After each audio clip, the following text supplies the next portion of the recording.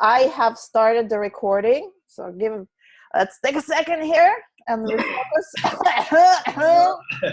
Yes, my serious, not serious voice. And hello and welcome to Fit+Foxy, my lovely, lovely friend Balthazar.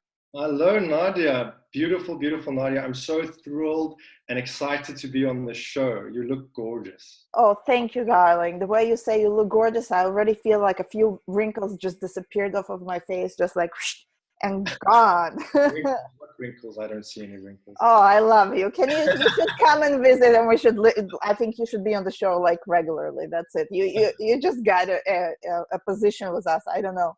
Brownie points. So, for those that do not know, Balthazar is one of AIR practitioners, has been with AIR for a long time, and I have known Balthazar for a really long time as well. Personally got readings and advice from you, my dear, in the past that was on point. Oh, you're so kind. Thank you. That is the absolute truth. And I remember adding one of my favorite types of spells, learning it from you when you were on the Lucky Mojo show, and it was a spell using Solomonic, I believe, Venusian seals, and creating an attraction box with pictures inside. Do you know what I'm talking about? Yes, I know that one. Yes. It's a beautiful seduction spell, but I remember I was like, that guy he knows some shit. This is some good stuff. And since then it became like something in my toolbox that I alter for myself and for clients, but I've been always using it. So thank you for that wisdom, and I appreciate it. Wow, I'm so thrilled to hear you found that useful. And yeah, as you know, the Solomonic stuff just really gets me cooking. I love that stuff, and it's really the foundation of my work in some ways. So I'm very thrilled that Venus love box was useful to you. Oh, absolutely. I'm working it so well that we were vibing well with that. But Balthazar, would you please tell us a little bit about yourself and your background and how you got to be the wonderful magician that you are today? Well, the story starts with my grandmother, and I always kind of roll my eyes when people talk about their grandmother as being some sort of source of magical wisdom. But in my case, that is the truth.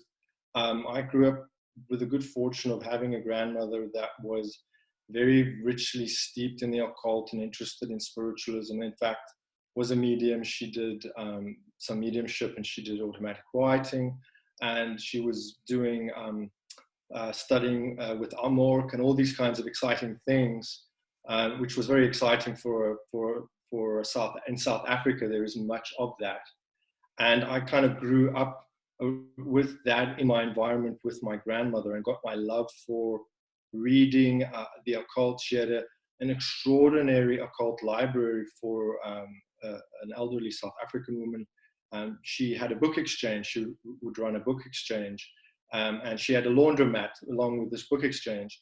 So she had all these books coming in over the years, and she would keep these books from the Theosophical Society and spiritualist books and all kinds of great things. And I would do my best as a youngster to read these books, and really got that love for it from her, and kind of ran with it. It stayed, I kind of stayed fixed with that obsession for the rest of my life. It's been there along in my journey as a fixture. More or less I came packing with this spiritual trajectory, as you might say. And then, of course, it evolved organically. I was doing readings for people, and eventually, I'd been doing magical work since I was a teenager in various modalities, working with ceremonial magic in various forms, and so on. And of course, I eventually would get to study with Miss Cat, doing the Hoodoo Root Work course, and other prominent root workers, and yeah, it kind of evolved from there. Eventually, I began working professionally and have been doing so for nearly 8 years or 9 years now. Soon it will be. And of course, a big part of that has been the grimoires, the Solomonic material has been a huge source of fascination and inspiration and influence in my magical work, and has figured as a big part of that journey up until now, I would say. Wow. And I find it, first of all, I find it fascinating because even though I always say that I'm a hereditary reader because I grew up in an environment where my mom had, the playing cards and the girlfriend would bring the coffee and stuff like that. But I definitely am not one with the magical grandmother. So I always find it fascinating. It's very sort of a pictorial story in my head, imagining you as a little boy with the books and the laundromat. I think that is just brilliant. I think if somebody's speaking about a business, this is like a business model right there, book exchange and a laundromat. This is brilliant. But for me, one of the things that I absolutely love that you do, and everyone, you guys should go and check out Balthazar's YouTube channel. What is your YouTube channel? What is your link? It's Balthazar's Conjure. Balthazar's Conjure. Balthazar's Conjure, and my website is also www.balthazarconjure.com. Beautiful. And you're also on Facebook, right? You are on Facebook. Yes. Exactly the same. Balthazar Conjure on Facebook. That's it. Easy to find. Balthazar's Conjure. Okay. Yeah. So I've been watching your YouTube videos and I'm just enamored by some of the work that you're doing, your aesthetics and how you create your spells and everything. But one of the things that strike me the most is that I am familiar with Solomonic Magick. I'm lucky enough to be able to read Hebrew. I know some things and I've been working with some things, but I know that it's approaching the old grimoires and approaching Solomonic Magick is difficult for a lot of people. The language it's written in, our unfortunate background of fluffy bunny kind of magic and the internet and everything, sort of being used to things to be overly simplified.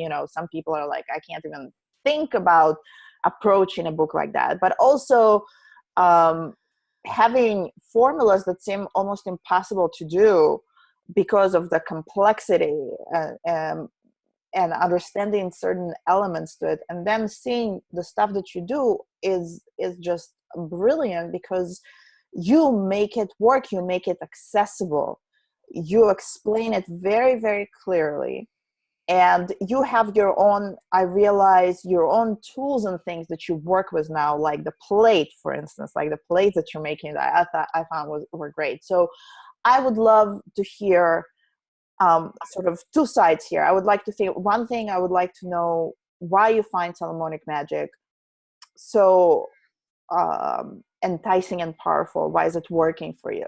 And on the other hand, how do you make it accessible and modern? Yeah, so I mean, one of the things with my work with Solomonic Magick is really, it's been very much informed by my practice as a root worker. And I always thought of myself foremostly as a folk magician, and I approach all the magic that I do as a folk magician, and that's exactly how I come at the grimoires. I come at it thinking as a folk magician, looking at it as a folk magician, and then applying what I find there again as a folk magician. Now, the thing about that is, I think, of relevance to other practitioners and people that might be interested in the grimoires is that approach has actually always been there within the Solomonic tradition and within the grimoire tradition. Folk magical work with the grimoires and alongside the grimoires has always formed part of the system.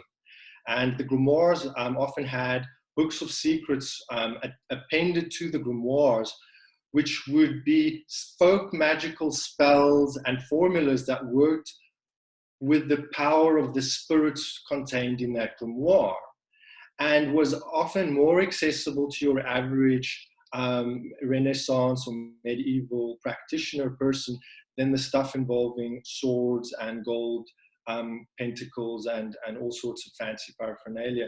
It was really that stuff that caused the grimoires to spread and as far and wide as it did.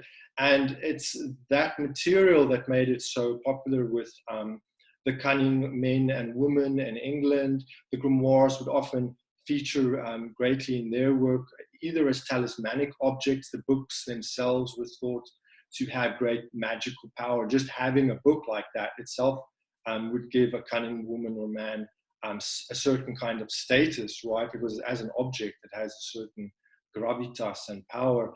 But certainly they would work with the pentacles, they would work with the things in there. And you find a lot of historical evidence for that kind of work with the grimoires. And then, of course, the grimoires would spread to the New World, where in the African American root work community, the seals and the pentacles would become quite widely used within mojo bags. And of course, there is the wonderful overlap that you see between the biblical soul magic in the grimoires and the importance that the Psalms have within hoodoo, right? So there is a big common ground or shared technology within these two traditions already. And certainly, folk magic across the world, whether it is in Europe or in the American South or in Thailand, folk magic has a certain logic and structure that is kind of universal, right? And that's one of the reasons that I work with the Solomonic grimoires in the way that I do.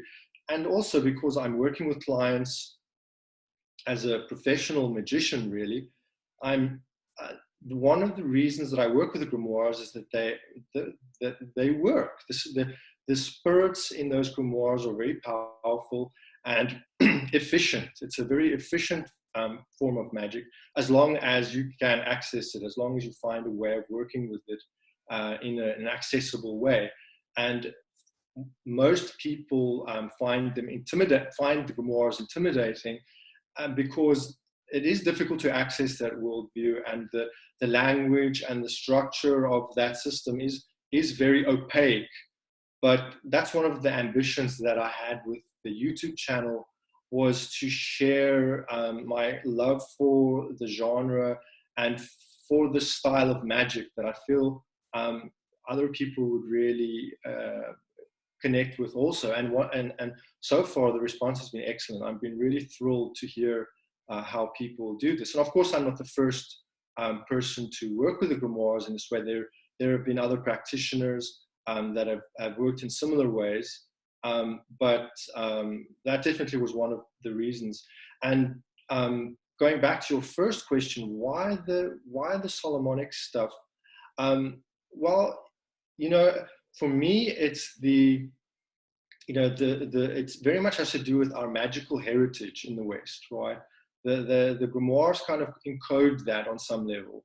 So that's always really fascinated and excited me, and the history and the roots of the tradition go all the way back to the ancient, to Greco-Egyptian roots of magic, really. And we're such a melting pot also of influences, and you really see that in the magical structure of the grimoires. And it cross-fertilizes with so many other things. Astrology, the tarot, the Bible, Psalms, paganism. You can find it all connecting in that stream, that current, and it's very alive. Those spirits and the angels. I'm very devoted to the angelic dimension, the angelic kingdom of connected to the grimoires, and I work extensively with angelic magic, and I primarily consider myself an angelic magician, or an angel root doctor, or maybe an angel doctor, you could say. But the mystery of the angels and that experience working with that spirits is so it's such an ecstatic, exquisite experience. And I think if more people would have access to it, if more people could connect with that, they would find it very rich and rewarding. And that's one of the reasons I've been making those videos. So yeah, that's kind of my thinking around that. That's wonderful. I think you said something. The word efficiency is one of the reasons that I love hoodoo so much. Yes. Because it's not about, right, the paraphernalia or the beautiful things or whatever, having the most herbs or having, it's because I can put a few things together in a certain way and it will work. And this is the bottom line of it. I want things. Obviously, I like things to be pretty and I like my glamorous stuff. You know me well enough to know that, but it needs to work. And I think that efficiency is an important thing. And I totally get you on that. And it's interesting, as you were talking about, and you were saying that there is all these different points of entrance really for people into sort of grimoire magic, is because it was a melting pot of ideas. So whether you're coming from astrological magic or angelic magic, or you're coming from Psalms and biblical sort of understanding, you will find some point of connection, and then you can grow within that. But really what I like about you is that you're teaching people and you're putting it all together. Now, do you feel that us living in this day and age where we have this technology, where I know you made you talk in your videos about like printing the sigil versus writing it out and whatnot, do you feel like we have a chance to create almost a new dimension here with the grimoires and work like that, because we have the technology and we can do stuff now, you know, that we couldn't do before? I mean, I wish we had 3D printers. I bet that would be all kinds of interesting seals that we would be printing. But, you know, but having the technology, even the fact that we have the technology for you to be able to record and share it so quickly with other people, is that creating a whole new sort of dimension in the approach to the grimoires, in your opinion? Yeah, you know, I think we're living in such a golden age of magic because, firstly, the internet and with all the research that's being done, all the information that's coming to light now, and we have access to so much more than they had, for instance, in the magical revival during the Victorian period. It's just massive information. So in that sense, it's just extraordinary. We're living in a golden age magically, I think. And then, of course, you can go online and find any ingredient within minutes. You know, Yeah. you know, there's no excuse with a lot of this stuff, and it's even the more demanding things in the grimoires. If you were to, and I also practice the full ceremonial form in a very traditional way, and even the more demanding things, you can find someone who will make it, or who already has made it. Right? There are crafts people that just make all specialized ritual tools for every conceivable thing, and that's really exciting.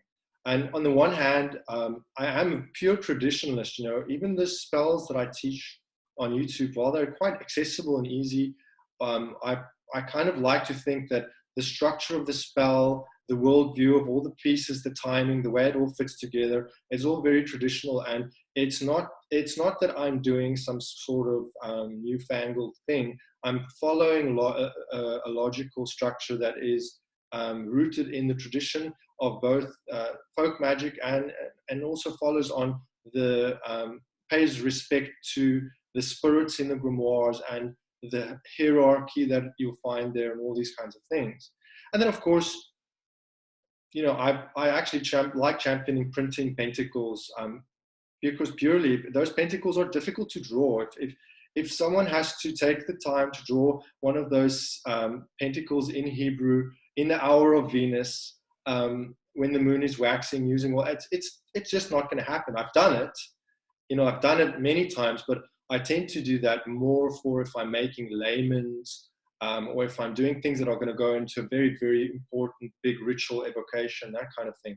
But for the spell work, I really believe that you should be able to do the work. You should make it accessible, and you should take out all the barriers that you can to just get that work done. If it means printing the seal, then you print it in the hour of Venus and you color it in with a green pencil, and then it's green. You know, those are the requirements for a magical, for the talismanic effect of the seal, following the tradition. It's not something that I make up. It's, whether you draw it by hand or it's printed on the printer, it's the same idea. It's being made in that moment, and it's because of the chain of being and the way that astrological influences work.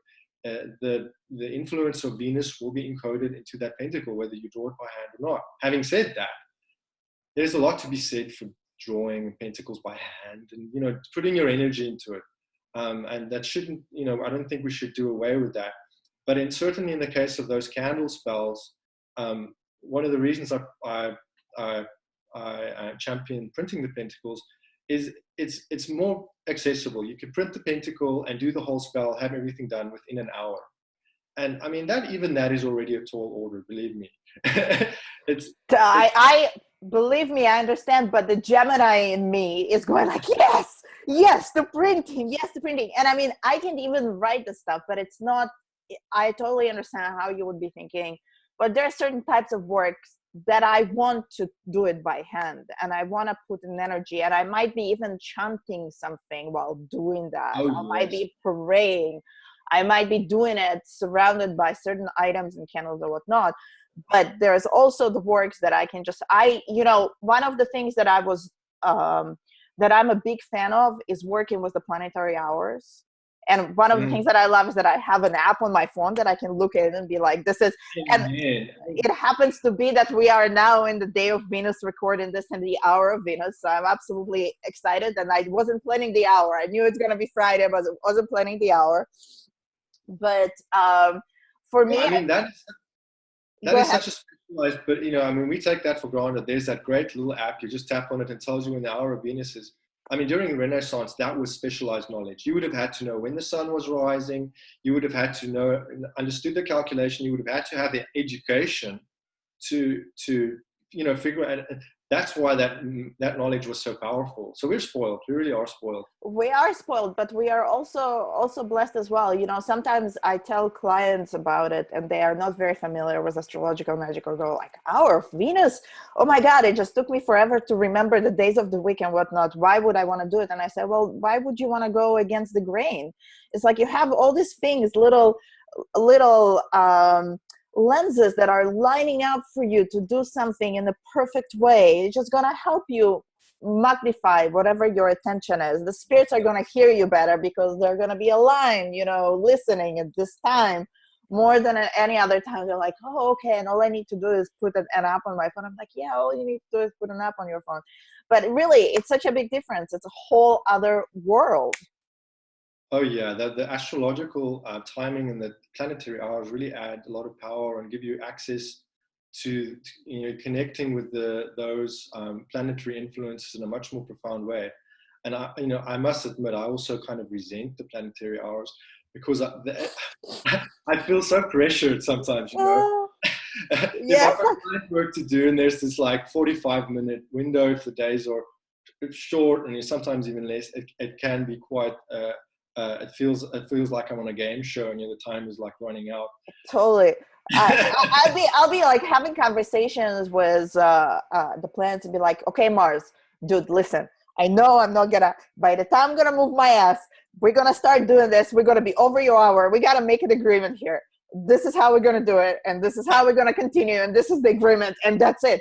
And usually it works. You know what else I've been doing? And I don't know if I'm the only insane person, but the recordings of the planets that they do? Oh, yes. I've been playing those while creating, especially if it's a certain alignment or something that I'm working on astrological, but I was playing those in the hour, in the day, or during the alignment as I'm working on the sigils or printing them or whatever. And it's pretty intense. It is very, you play the sound of the planet on a loop and you work with it. That is a cool idea, Nadia. I like that. That is interesting. Very cool. Yeah, I've experimented with the planetary tones, Mm-hmm. But I think that's a great idea. Yeah, I should give that a whirl. I'm all about technology, but let's move into this part where we're talking Fit and Foxy, as you know, about beauty and attraction and development of lifestyle and body and success and stuff like that. And I know that you have a very unique relationship with Venus, and this happens to be a Venusian kind of vibe that we're going on here. So I wanted to hear from you if there is anything that you would recommend, or any like perspective where you come from specifically for this kind of work. Yeah, I do. Actually, the Archangel of Venus is one of my tutelary angels, which, astrologically, it plays a very important role in my magical development and my magical work. So I've got a real connection with that angel and with the energy of Venus. And incidentally, I just learned this week, one of the oldest forms of the Key of Solomon, the Igramantia, is a very ancient Greek translation of the Key of Solomon, and I just happened to notice that the archangel in that grimoire for Venus, which is also Anaal, she rules over a demon called Balthazar. Oh my God! So you're like family. I was so surprised by them. I'm not that surprised, but I was so pleased. That makes perfect sense. I find Balthazar as to be one of these planetary, and of course, when they say demon, they mean like a daimon, like a planetary spirit, not a diabolical being necessarily, but more an active agent in creation. But so that was quite funny. But in terms of the fitness and beauty, of course, Venus has got that glamour aspect, and I would definitely recommend is certainly if you have Venus well placed in your natal chart, to look at working with Venusian substances. And you could make spiritual baths using Venusian materials like rose, like red clover, and when the moon is waxing in the Venus of our Venus, you could do spiritual baths, Venusian spiritual baths, to bring that planetary influence into your life. And then, of course, connecting with the Archangel of Venus and the other spirits of Venus, working with Venusian pentacles in some way, is definitely going to bring that glamour, that magical quality that Venus has. And of course, the Venus is such a beneficial, benefic planet that works on all levels of love, opens up the soul even to divine love, really, right? So if we can open up to that deeper dimension of love inside ourselves, and even on the higher, more transcendent aspects of love, like divine love and spiritual love for the Creator and love for the creation, that's of course very beautifying. It will beautify your soul. And I would certainly recommend people think of looking at working with the Archangel of Venus, Anaal, very beautiful, beautiful archangel, and very much connected also with nature and nature spirits, the natural world, in certain interpretations of Solomonic Magick. So that would be my first port of call, working with the spirits of Venus and the angels of Venus, and seeing if you could establish a relationship with that angel. And definitely investigate your natal chart and check out if Venus is well placed in your chart before you do so. What would be like a beginning kind of ritual or way to connect with Anaal? A simple way to connect with Anaal, I would think, would to light a green candle on Friday in the hour of Venus, and you could burn some myrtle, or you could burn some myrrh incense, and you'd probably be able to find a picture of Haniel, the Archangel Haniel. There are a few pictures or iconographic representations of that angel. If you search around, maybe make a little altar space there, and some flowers, some roses maybe, and a candle, and just to connect with that angel, and in a meditative way, in a contemplative way, opening up to that energy with a prayer. That would be one way of doing it, certainly. And then another way that you might do that is to investigate a little bit more into that angel's sigil, working with the sigil of the Archangel Anaal in a ritual way, maybe making a talisman with that sigil, It's that's a very beautiful, gentle angel to work with. I love it. Well, my dear, we're almost in the end here, and I want to give you an opportunity to share again what kind of services you're currently doing, what kind of readings you're doing, and where can people find you? Certainly. Well, as you know, I'm a root worker, I'm a medium, and I'm a psychic reader, and I have got all those services available. Spiritual work, people can come to me for root work consultations, and I will give them magical advice that they can either use for themselves, to do work for themselves. So I do magical coaching, or if they'd like to hire me to do spiritual work on their behalf, I'm happy to do that also. Then, of course, they can find me on my YouTube channel and learn more about the way that I work there.